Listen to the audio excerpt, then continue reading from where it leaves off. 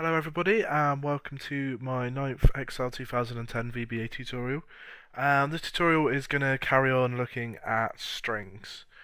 So we've gone through how to use a string variable and how you can combine them together.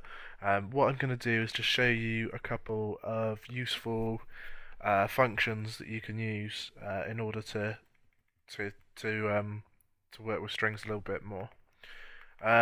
So the first one I'm going to show you is left. So left is quite a simple one. So you would put it around a string. So if we put my string equals left, and it's a method that's going to give you a string back. So it takes two parameters. So it takes a string variable, so let's give it my string, and it also takes a length as long. A long is a type of integer, and it just means it can be a little bit bigger. So integer can only go up to a certain number of characters. I can never remember what the exact number is, whereas the long goes up a lot higher. But basically it just means put a whole number in there, and that number is going to represent how many characters from the left hand side you want to take. So let's put in 5 and close that off, and then that's it. So what this is going to do is it's just going to take the character at index 5 and anything on the left from my string and then put it back into my string, removing anything on the right hand side. So if we play this now and then head back into our worksheet, and then you notice it's taken the first 5 across from the side. So if we'd put in 1, it would take just the L. 2, it took those 2, 3, those 2, 4, those 4, and 5, it took that one as well. So that's how left works. If I show you right, then this does pretty much the same thing. If we press play and put it in here, then it's taken the 5 characters from the right hand side of the string.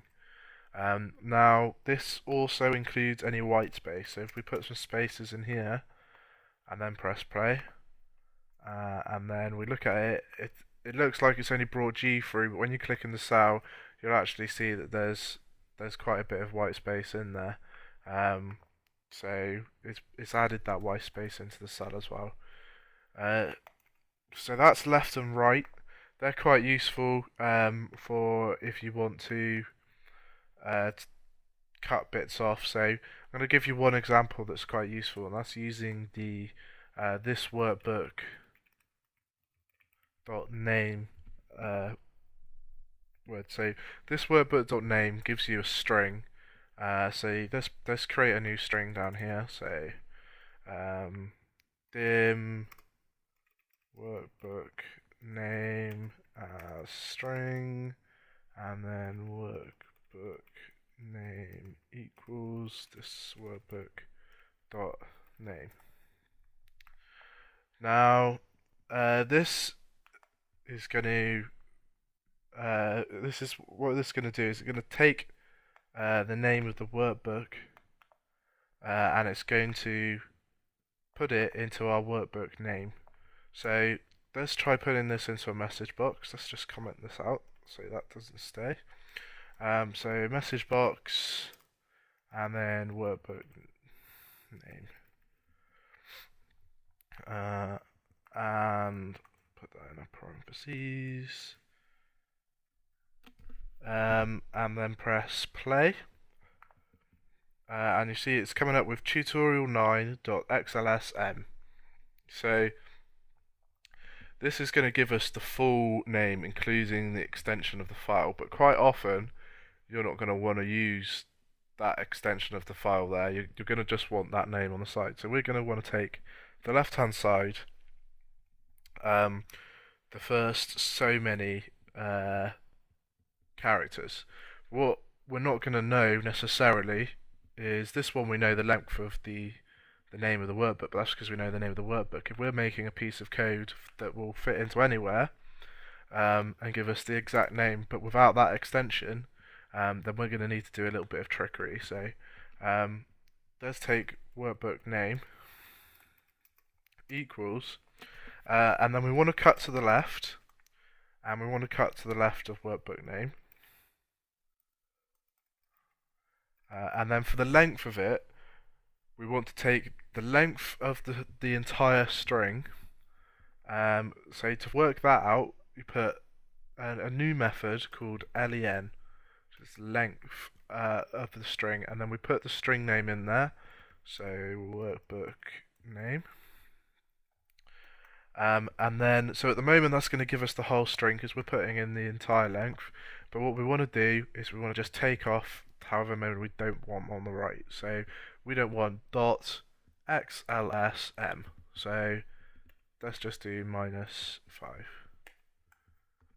And then in theory now, when we make this play, it's going to come up with just tutorial 9, which as you can see, if we pan up here, that's the name of our workbook. So just flip back to our code.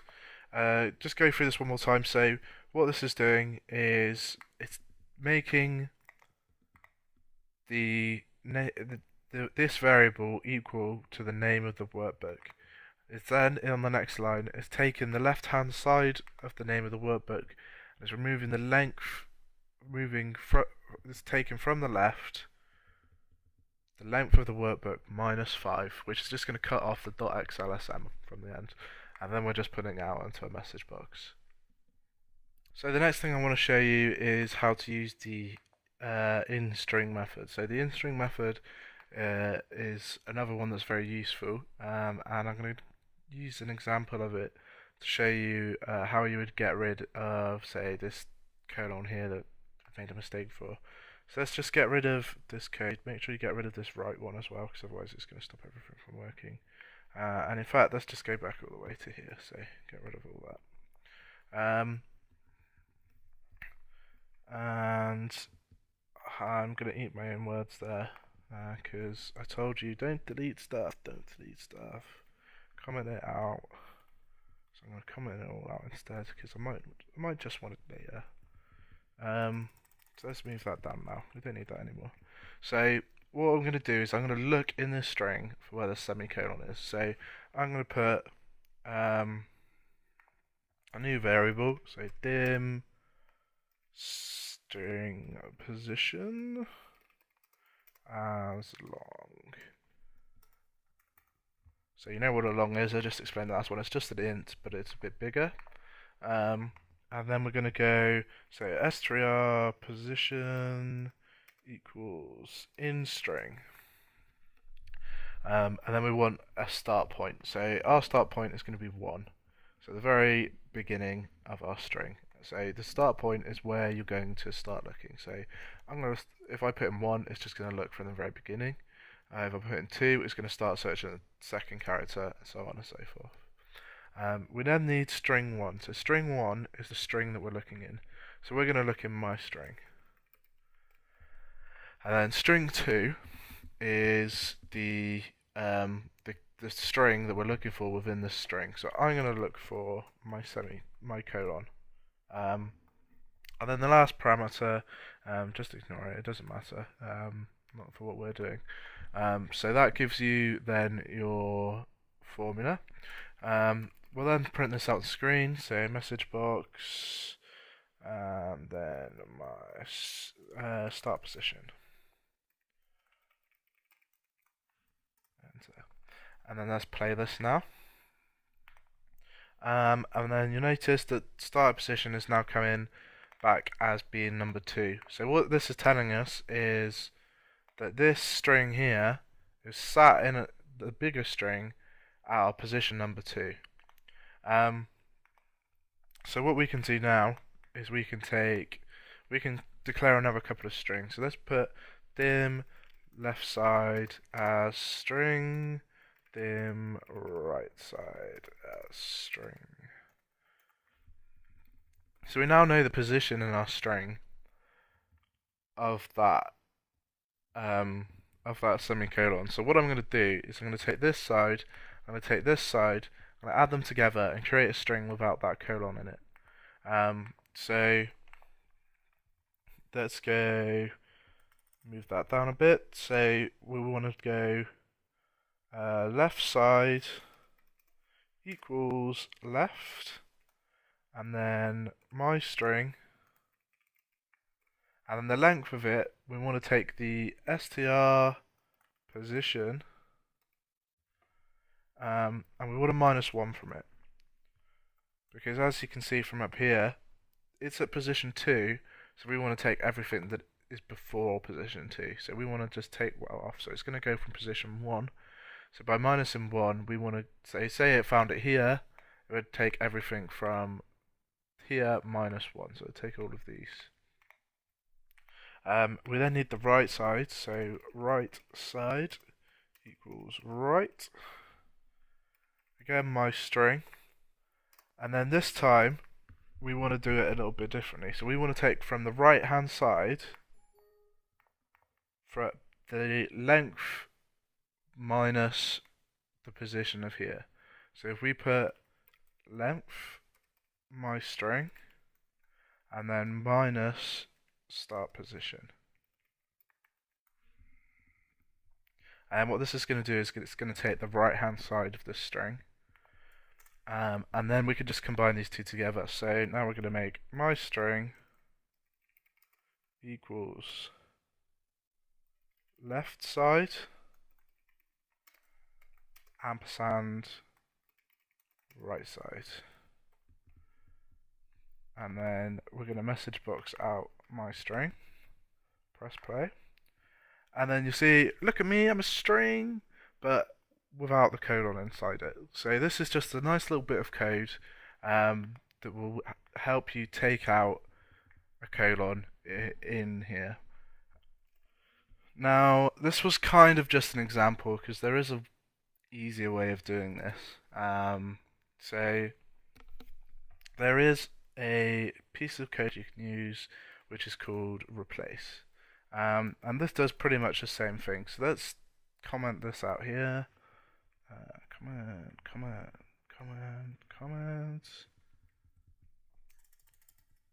and let's just move this up here. Right. So let's start again. So if we wanted to replace it in a different way, say let's just go my string equals replace, and then you take an expression as a string, so that's going to be the string that we want to replace in. So my string, find as a string, so this is the string that we want to find, so I want to find a colon, and then replace a string. So what I wanted to do was get rid of it, so I can just replace it with kind of a null string. So this is just two speech blocks next to each other with nothing in it, and all this is just going to do is just going to replace any colons with blank space. And then if we close this off and if we play this now, you notice this is going to have exactly the same effect as we did before, but with a lot less code. So the reason I showed you the other one first is just because it's quite a good example of how to use the in-string method, and the in-string method often has quite a few benefits to it.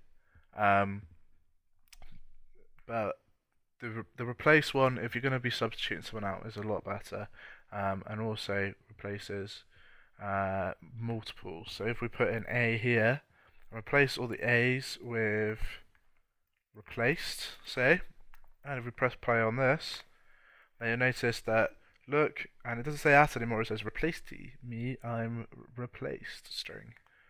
So rather than look at me as string, it's taken all the A's out, and it's just replaced them with replaced. So replaced can be really useful. So that's it for strings. In the next tutorial we're going to go into how to use date variables. So thanks for listening. Please subscribe to my channel so you can catch on to my future videos, and I hope to catch you soon.